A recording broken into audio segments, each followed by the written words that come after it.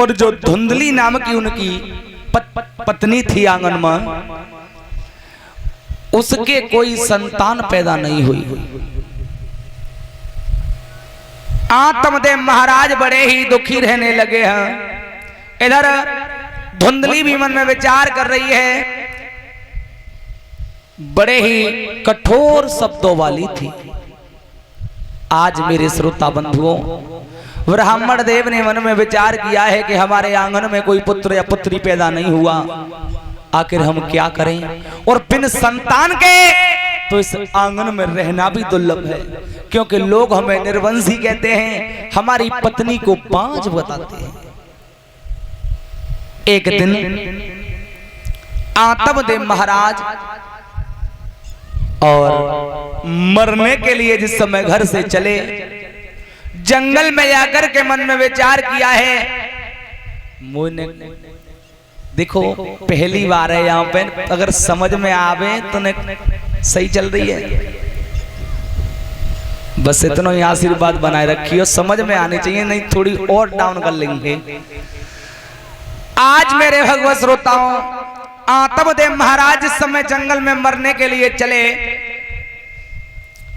और एक कुएं पर जाकर के खड़े हुए हैं। वहीं से एक संत जी का पदार्पण हुआ और जब बाबा नारद निकले तो मेरे भगवत श्रोताओं समझा करके कहा है, आप कौन हो और इस कुएं की पार पर क्या कर रहे हो।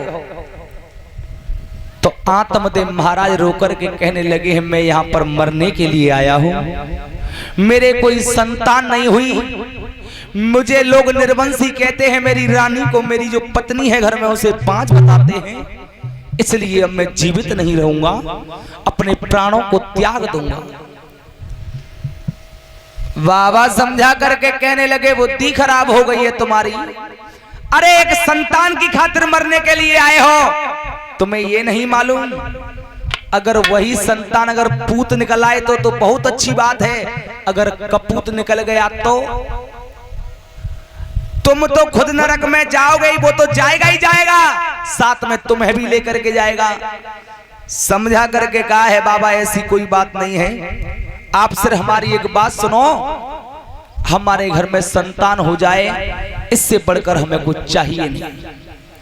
तो आज समय नहीं किया है और ब्राह्मण देव ने एक बात कही है, सुनो।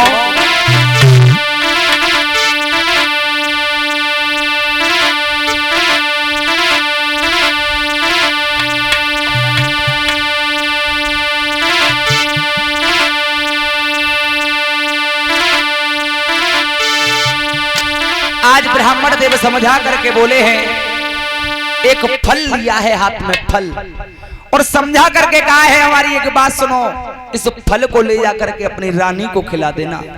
ब्राह्मण देव बोले, अरे के फल को ले जाइयो, अरे बाबा पत्नी जाई खवैयो, जा फल को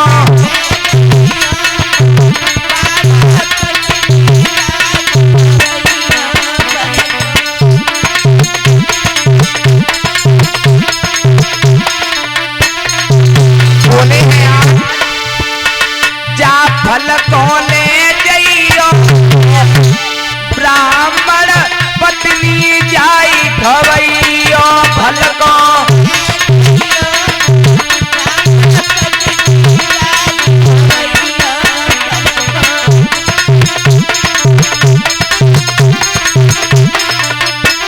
करके बोले हैं, हमारी एक बात सुनो महाराज, हे ब्राह्मण देव, आप इस फल को ले जाओ और अपनी पत्नी को जाकर के खिला देना। अरे मानो कहना हमारा सारू, मानो अरे मानो कहना हमारा सारू, मानो के मनमती सकुचैया, ब्राह्मण पत्नी जाई खवैयो, जा फल को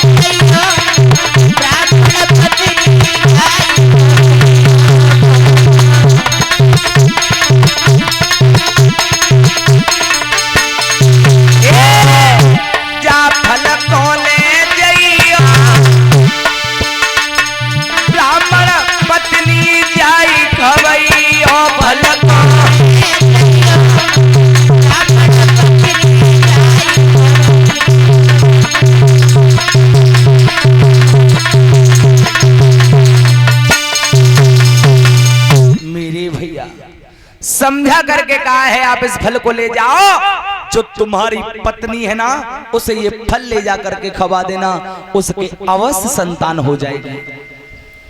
इधर जब ब्राह्मण देव ने इतनी बात सुनी, मैं इस फल को ले जाऊंगा, मैं अपनी पत्नी को खिलाऊंगा तो मेरे घर में संतान होगी, आहा बड़ी ही खुशियां मेरे आंगन में आ जाएंगी।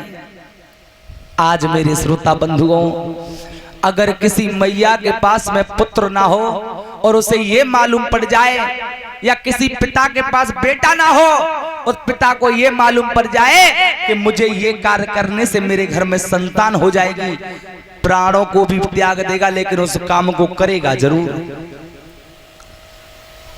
आज ब्राह्मण देव बड़े ही प्रसन्न हुए हैं। प्रसन्न होने के बाद में और जब उस फल को लेकर के चले, धुंधली के पास में आए हैं, समझा करके कहा है भद्रे, हे प्राण प्रिय, आज हम जंगल में गए थे तो आज बड़े ही आदर सत्कार के साथ में अपने पति देव को आंगन में बिठाला, ठंडा सा जल लेकर के आई है धुंधली, अंदर से अपने प्रिया को जल पिलाया। और जल पिलाने के बाद में धुंधली समझा करके बोली, प्रिया अब बताओ कि आप जंगल में क्यों गए थे और किस लिए गए थे।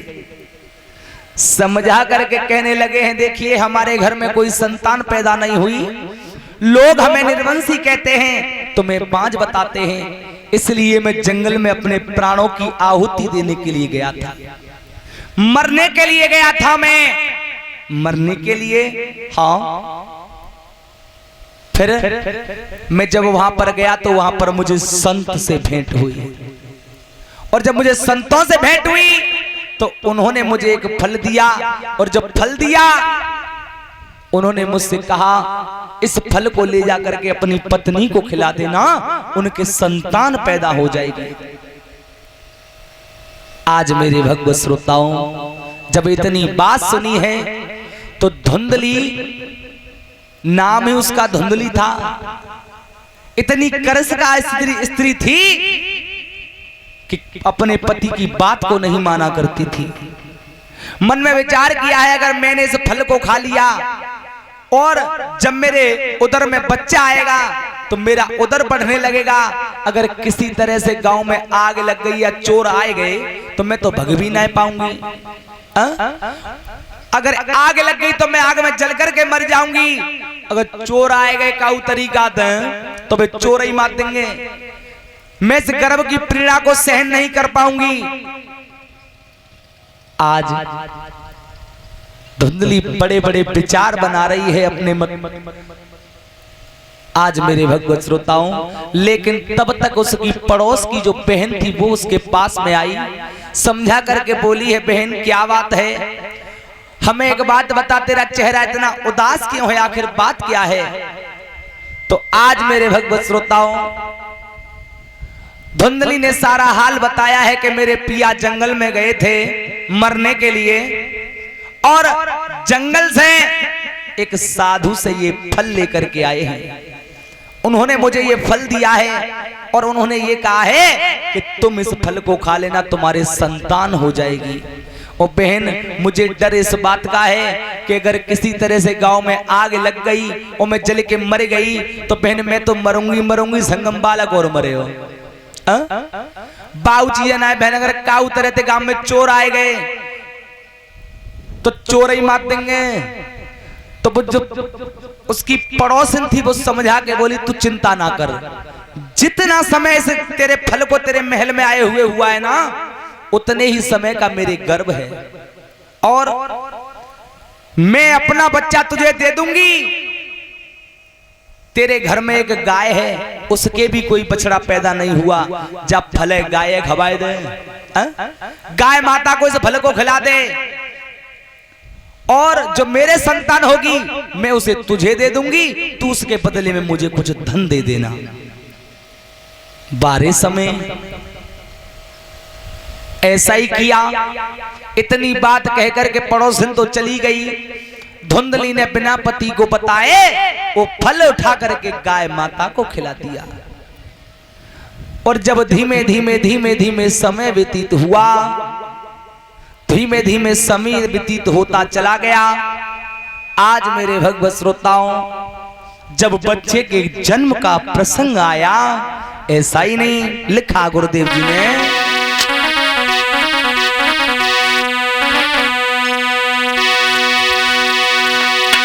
आरे नाई राजानी देर करी, चल महलन मिया रे,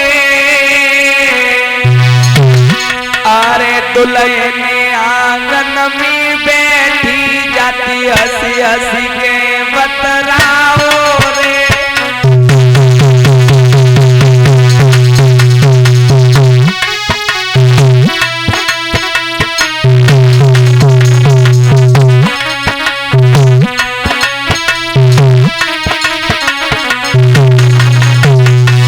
चले हैं आज महाराज, सब नहीं किया,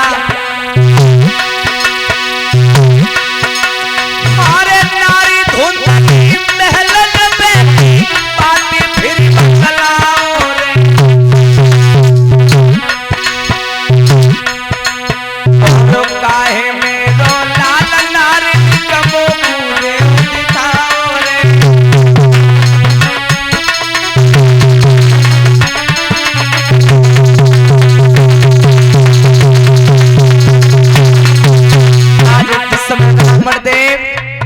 आंगन में आए हैं, समझा करके कहने लगे, भद्रे कहाँ है वो बेटा, अरे कहाँ है वो बेटा, उसे मुझे दिखा दे। मेरी आंखें तरस गई हैं अपने बच्चे को देखने के लिए। ऐसा ही नहीं,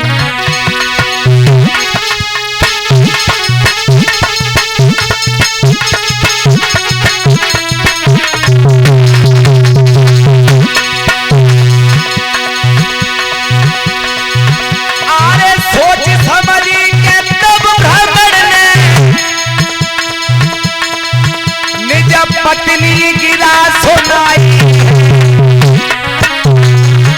अरे काहे लाल हमारो रनिया ने गमो को देव दिखाई है।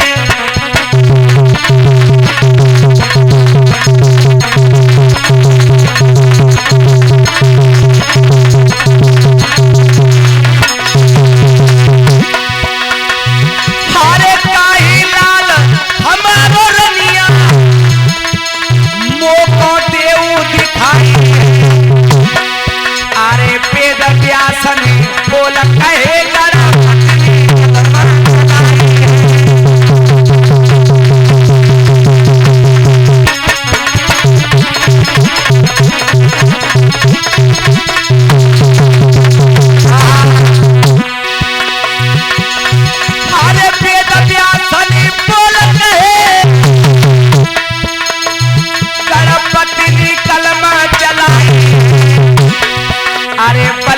भगत बदन पुरबारे कोई दीनी कथा बताई।